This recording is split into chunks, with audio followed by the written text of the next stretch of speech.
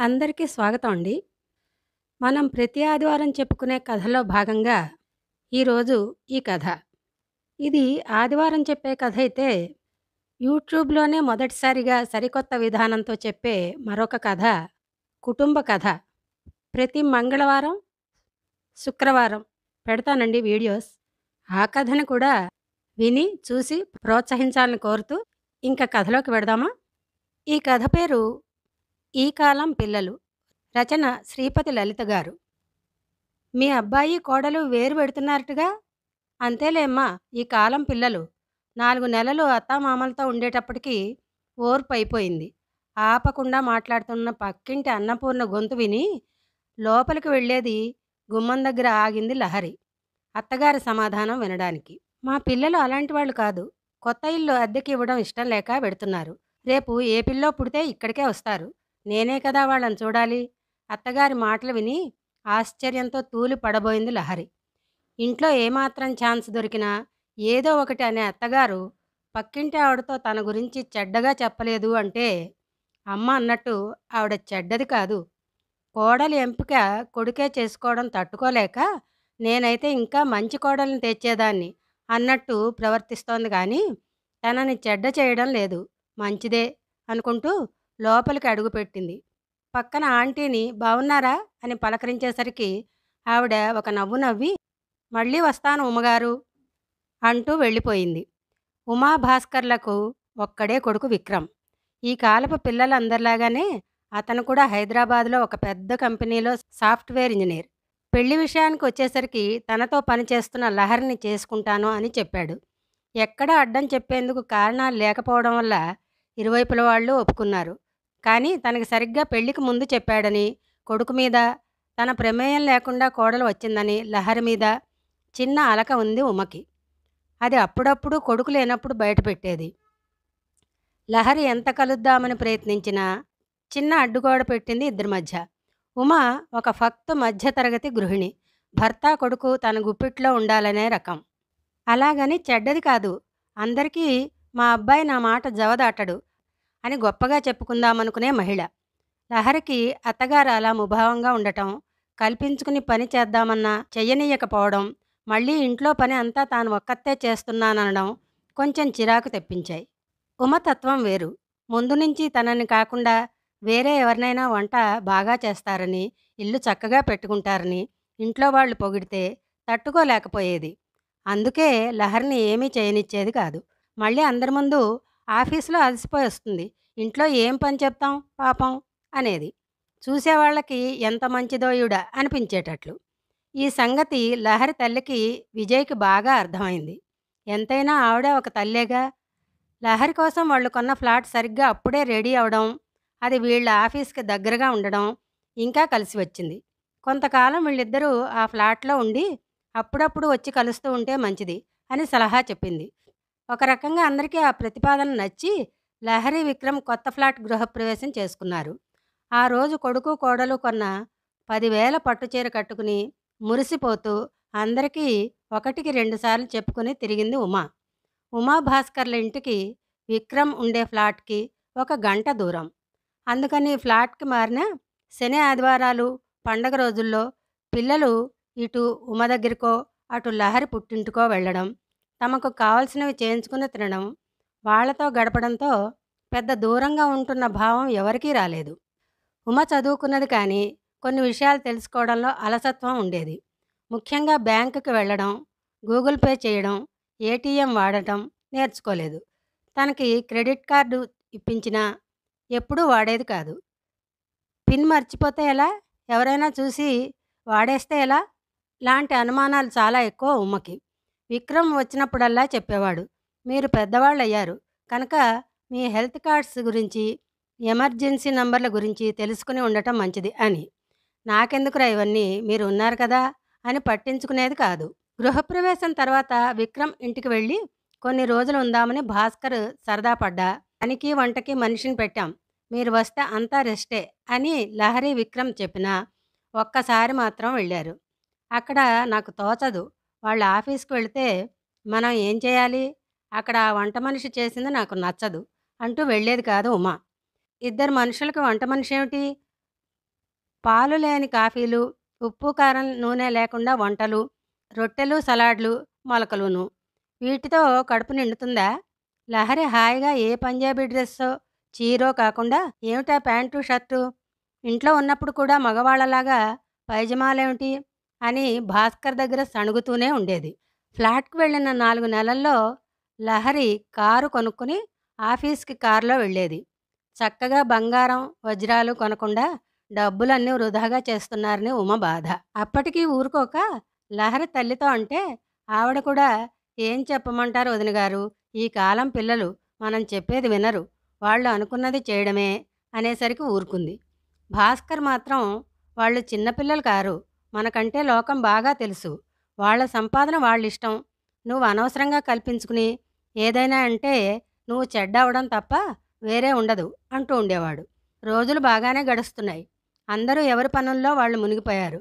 సంక్రాంతి దగ్గరికొస్తోంది. ఆ రోజు కొడుకు, కోడలు పండక్కి వస్తారని ఉమ ఏదో పిండి వంటలు చేయడంలో మునిగిపోయింది. హాల్లో టీవీ చూస్తున్నాడు భాస్కర్. ఉన్నట్టుండి దభాలన శబ్దం వినిపించింది. ఉమ హాల్లోకి చూసింది. "ఏమైందండి?" అంటూ. భాస్కర్ గుడ్లు తేలేసి నోరు తెరుచుకుని కింద పడిపోయి ఉన్నాడు. అతన్ని అలా చూసిన ఉమకి గుండె ఆగినంత పని అయ్యింది. "ఏమండి?" అంటూ కుదిపినా కదల్లేదు. అతను 2 రోజుల నుంచి తలనొప్పిగా ఉందనడం, అన్నం తినబుద్ధి కావడం లేదనడం గుర్తుకు వచ్చింది. పక్కవాళ్ళు, ఎదురువాళ్ళు పండక్కి ఊరు వెళ్ళారు. గబగబా విక్రమ్‌కి ఫోన్ చేసింది. అది ఔట్ ఆఫ్ కవరేజ్ అని వచ్చింది. వెంటనే లహరికి చేసింది. లహరి ఫోను ఎత్తి హలో అనగానే ఆయన పడిపోయారు అంటూ ఏడ్చేసింది. ఒక్క నిమిషం లహరికి ఏమీ అర్థం కాలేదు. వెంటనే తేరుకుని కంగారు పడకండి అత్తయ్య, కదిపి చూడండి అన్న లహరితో లేదమ్మా కదలటం లేదు, నాకు భయంగా ఉంది, ఏమి చెయ్యను, విక్రమ్ ఫోన్ కలవట్లేదు ఏడుస్తూనే అంది. అత్తయ్య, విక్రమ్ ఆఫీస్ పని మీద నిన్న బెంగుళూరు వెళ్ళాడు. ఇప్పుడు వెనక్కి వస్తున్నాడు. నేను అంబులెన్స్కి ఫోన్ చేస్తాను. మీరు దగ్గరగా ఉన్న ఆసుపత్రికి తీసుకెళ్ళండి అంటూ ఆసుపత్రి పేరు చెప్పింది.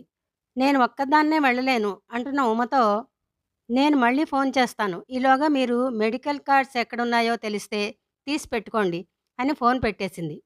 అవసరం వస్తుంది అనుకున్నాడో ఏమో ముందు రోజే భాస్కర్ కార్డు తీసి చూపించాడు.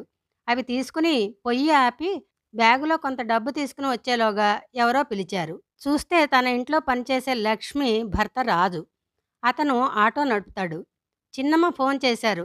సార్కి బాలేదట కదా అనేలోగా అంబులెన్స్ వచ్చింది. ఇంతలో రాజు ఫోన్ మోగడం, అమ్మా సరేనమ్మా అనడం చూసి లహరి ఫోన్ అనుకుంది ఉమ. యాంత్రికంగా భాస్కర్ని అంబులెన్స్లో ఎక్కించాక తను కూడా ఎక్కింది. రాజు ఇంటికి తాళం వేసి వెనక ఆటోలో వచ్చాడు. అంబులెన్స్లోనే వాళ్ళు వైద్యం మొదలుపెట్టారు. బీపీ చూడడం, ఆక్సిజన్ పెట్టడం లాంటివి చేస్తూ ఫోన్లో చెప్తున్నారు. ఆస్పత్రికి వెళ్ళి అతన్ని దించడానికి మనుషులు రాగానే రాజు వాళ్ళకేదో చెప్పాడు. వెంటనే ఒక డాక్టర్ పరిగెత్తుకు వచ్చి పరుగు పరుగున లోపలికి తీసుకెళ్ళి వైద్యం మొదలుపెట్టారు. ఉమని బయట ఉండమన్నారు. సమయం ఎంత గడిచిందో తెలియదు. కానీ లహరి రావడం చూసి తను లేచి అమ్మా, మావయ్య అంటూ లహరి చేయి గట్టిగా పట్టుకుంది. ఏమీ కాదత్తయ్య, భయపడకండి, విక్రమ్ కూడా వస్తున్నాడు. ఇక్కడ చూస్తున్న పెద్ద డాక్టర్ గారి అబ్బాయి నా స్నేహితుడు. తను ఇప్పటికే ఫోన్ చేసి ఆయనతో మాట్లాడాడు అంటూ ఉండగానే ఆ డాక్టర్ గారు బయటికి వచ్చారు. లహరి అనేసరికి అంకుల్ ఎలా ఉంది మావయ్యకి అడిగింది. బీపీ సడన్గా ఎక్కువై మైల్డ్ స్ట్రోక్ వచ్చింది. అదృష్టం కొద్దీ మీరు వెంటనే వచ్చారు. నువ్వు ఫోన్లో చెప్పిన దానికి తగ్గట్టుగా నేను ఇంజెక్షన్ కూడా వెంటనే ఇప్పించాను. దానితో ఆయన అవయవాలకి ఇబ్బంది ఉండదు. కొంతకాలం మందులు, పూర్తి విశ్రాంతి కావాలి. ఇక్కడ 4 రోజులు ఉంచి పంపుతాం. ఇప్పుడు ఐసీయూకి పంపి రేపో ఎల్లుండో రూమ్‌కి పంపిస్తాం. చెప్తుంటే పక్కన ఉమ కూడా వింటోంది. మా అత్తయ్య అని లహరి చెప్తే ఆయన ఉమను చూసి ఏమీ పర్వాలేదమ్మా, గండం గడిచింది. మీరు కంగారు పడి బీపీ పెంచుకోకండి. ఒకసారి చూశాక ఇంటికి వెళ్ళి రెస్ట్ తీసుకుని రేపు రండి అనునయంగా అంటే ఉమ కళ్ళల్లో నీళ్లతో నమస్కారం చేసింది. ఇంతలో విక్రమ్ కూడా వచ్చాడు. కొడుకుని చూసేసరికి దుఃఖం ఆపుకోలేకపోయింది ఉమ. విక్కీ అంటూ కొడుకుని పట్టుకుని ఏడ్చేసింది. ఏమీ భయం లేదమ్మా అంటూ తల్లిని ఓదార్చాడు. కానీ అతని కళ్ళల్లో కూడా నీళ్లు వచ్చాయి. లహరి ఓదార్పుగా అతని భుజం మీద చెయ్యి వేసింది. ఇంతలో నర్సు వచ్చి ఒక్కొక్కళ్ళుగా వెళ్ళి ఆయన్ని చూసి రండి. మళ్ళీ రేపు ఉదయం దాకా మేము రానివ్వం అని చెప్తే ఉమ లోపలికి వెళ్ళింది. ముక్కుకి, నోటికి పైపులు పెట్టి బలహీనంగా ఉన్న భర్తని చూసి ఏడుపు వచ్చినా, "నువ్వు నాన్నని చూసి ఏడవద్దు. అంతా బావుంది అని చెప్పు" అన్న కొడుకు మాట గుర్తొచ్చి, నెమ్మదిగా ఆయన చెయ్యి నొక్కి, "ఇంకో 2 రోజులు అంతే. మనం ఇంటికెళ్ళిపోతాం. అంతా బావుందన్నారు డాక్టర్" అని చెప్పింది. బయటికి వచ్చేసరికి లహరి తల్లి, తండ్రి వచ్చారు. ఐసీయూ దగ్గర ఎవరినీ ఉండనియ్యడం లేదు. అయినా విక్రమ్ వాళ్ళ మామగారు కొంచెం సేపు ఉంటామంటే లహరి, ఉమ, లహరి తల్లి లహరి కారులో వాళ్ళ ఇంటికి బయలుదేరారు. ఇంటికి వెళ్ళేసరికి లహరి వాళ్ళ పనమ్మాయి స్వరూప ఇంట్లో ఉంది. వెళ్ళగానే వీళ్ళకి వేడిగా టీ పెట్టి ఇచ్చింది. గీజర్ వేశానంటే లహరి, ఉమ స్నానం చేసి వచ్చారు. వీళ్ళు వచ్చేసరికి డైనింగ్ టేబుల్ మీద పళ్ళాలు, గ్లాసులు అన్నీ అమర్చింది భోజనానికి. అన్నం, కూర, పచ్చడి, సాంబార్, పెరుగు పెట్టి వీళ్ళకి వడ్డిస్తాను అంటే లహరి, "వెళ్ళిపో స్వరూప, రేపు త్వరగా వస్తే అత్తయ్య ఆస్పత్రికి వెళ్ళేలోగా టిఫిన్ తిని వెళ్తారు" అంది. "సరేనమ్మా, పెద్దసారు ఎలా ఉన్నారు?" అడిగింది స్వరూప. "బావున్నారు. నువ్వు ఆటోలో వెళ్ళు. డబ్బులు ఉన్నాయా, ఇవ్వనా?"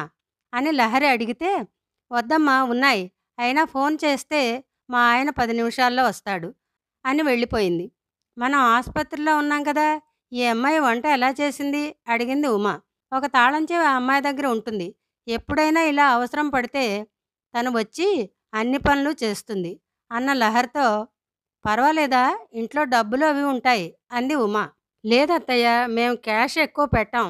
అన్నీ ఫోన్లోనే పే చేస్తాం. ఇంట్లో బంగారం ఉంచను. ఇంకేమి తీసుకుంటుంది? హాల్లోనూ మెయిన్ డోర్ దగ్గర కెమెరాలున్నాయి. అయినా వాళ్ళకి పనులు దొరకాలంటే నిజాయితీగా ఉండాలి" అంది లహరి. "విక్రమ్, నాన్న వచ్చి భోంచేస్తారు. మీరు మళ్ళీ పొద్దున్నే ఆసుపత్రికి వెళ్ళాలి. ఇప్పుడు పడుకోండి" అని లహరి చెప్తే రూమ్లోకి వచ్చి పడుకున్న ఉమ మనసులో రకరకాల ఆలోచనలు మెదిలాయి. తను వీళ్ళని ఈ కాలం పిల్లలు, బాధ్యత తెలీదు, డబ్బు జాగ్రత్త లేదు అనుకుంది. కానీ ఇవాళ లహరి ఎంత త్వరగా అన్ని జాగ్రత్తలు తీసుకుని భాస్కర్ని ఆసుపత్రిలో చేర్చింది. అందుకే అతను బతికి బయటపడ్డాడు. ఇప్పుడు ఇంటికి వచ్చి వంట చేయాలంటే ఎవరికైనా ఇబ్బందే. వీళ్ళు జీతం ఎక్కువ ఇవ్వబట్టే గదా ఆ స్వరూప ఇంత రాత్రి వచ్చి వేడిగా అన్నీ చేసింది. తన ఇంట్లో ఇన్ని రోజుల నుంచి చేస్తున్న లక్ష్మికి తను అలా తాళం ఇవ్వగలదా? ఎందుకంటే తనకి మనుషుల మీద నమ్మకం తక్కువ. లహరి అన్నట్టు ఇంట్లో డబ్బు, బంగారం లేకపోతే పోయేందుకు ఏముంటాయి? భాస్కర్ ఎన్నిసార్లు చెప్పినా లక్ష్మితో ఎప్పుడూ విసుగ్గా మాట్లాడడం తప్ప సవ్యంగా మాట్లాడలేదు.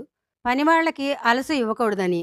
భాస్కర్ చిన్న చిన్న సాయాలు చేయబట్టే, లహరి వాళ్లతో చక్కగా మాట్లాడబట్టే ఇవాళ ఒక్క ఫోన్ చేయగానే రాజు పరిగెట్టుకుని వచ్చాడు. లక్ష్మి లహరికి ఫోన్ చేసి భాస్కర్ ఆరోగ్యం ఎలా ఉందో కనుక్కుంది. లహరికి కారు ఉండబట్టే కదా త్వరగా అన్ని పనులు అవుతున్నాయి. అదే తను చెప్పినట్టు బంగారం, వజ్రాలు కొంటే ఏం లాభం? లాకర్లో పెట్టడం తప్ప.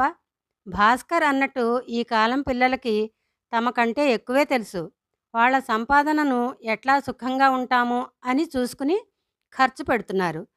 తమ కాలంలో పరిస్థితులు వేరు, ఇప్పుడు వేరు. మేము ఉన్నట్టు మీరు ఉండండి అనడం, వాళ్ళకి అభిమానాలు లేవు, బాధ్యతలు లేవు అనడం ఎంత తప్పు? ఇవాళ లహరి చేసినంత పద్ధతిగా, బాధ్యతగా తాను చేయగలదా? ఊరికే పిల్లలు చేసే ప్రతి పనిని విమర్శించడం కంటే ఈ వయసులో వాళ్ళు చెప్పినట్టు వినడం మంచిది అనుకుంటూ నిద్రకి ఉపక్రమించింది ఉమ.